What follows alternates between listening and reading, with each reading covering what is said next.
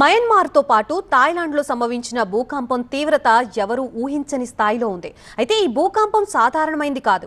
334 అణుబాంబులతో సమానమైన శక్తిని విడుదల చేసి వినాశనం సృష్టించిందని అంచనా వేస్తున్నారు శాస్త్రవేత్తలు. మయన్మార్లో భూకంప విషయంలో మరణించిన వారి సంఖ్య 1700 దాటింది. కొన్ని వేల మంది క్షతగాత్రులయ్యారు.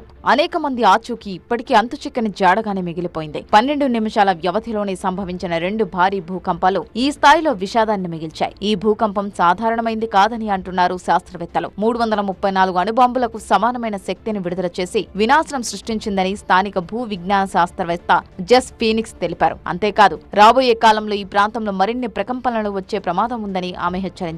టెస్టానిక్ ఫలితాలు యురేషియన్ ప్లేట్స్ ను వరుసగా ఢీకొట్టడం వల్ల నెలల తరబడి ఆఫ్టర్ షాక్స్ వచ్చే అవకాశం ఉందని జెస్ ఫీనిక్స్ తెలిపారు. దేశంలో కొనసాగుతున్న అంతర్యుద్ధం కారణంగా మయన్మార్ విపత్తు మరింత తీవ్రమవుతుందని ఆమె హెచ్చరించారు. కమ్యూనికేషన్లో అంతరాయం వల్ల అక్కడి పూర్తిస్థాయి పరిస్థితులను బాహ్య ప్రపంచం గుర్తించడానికి అవకాశం లేకుండా పోయిందన్నారు. భూ ఉపరితలానికి 10 కిలోమీటర్ల లోతులోనే ప్రకంపనల కేంద్రాలు ఉన్నాయని యునైటెడ్ స్టేట్స్ జియోలాజికల్ సర్వే వెల్లడించింది. ఈ విపత్తు వల్ల చనిపోయిన వారి సంఖ్య 10,000 దాటి అవకాశం ఉందని అమెరికా ఏజెన్సీ అంచనా వేసింది. మయన్మార్లో 7.7 తీవ్రతతో వచ్చిన భూకంపం అనేక నగరాలపై తీవ్ర ప్రభావం చూపింది. మాండలేలో భారీ భవనాలు, ఆధ్యాత్మిక, పర్యాటక ప్రదేశాలతో పాటు అనేక మౌలిక సదుపాయాలు తీవ్రంగా దెబ్బతిన్నాయి. వంతెనలు కూలిపోవడం, రోడ్లు, కమ్యూనికేషన్ వ్యవస్థలు దెబ్బతిన్న కారణంగా రెస్క్యూ ఆపరేషన్ కు ఆటంకాలు ఎదురవుతున్నాయి. 2 రోజులుగా వరుస భూ ప్రకంపనలు మయన్మార్ వాసులను హడలెత్తిస్తున్నాయి. వరుస ప్రకంపనల కారణంగా దెబ్బతిన్న ఇళ్లు పూర్తిగా కూలిపోయే ప్రమాదం ఉందనే భయం స్థానికుల్లో నెలకొంది. దీంతో 15 లక్షల జనాభా ఉన్న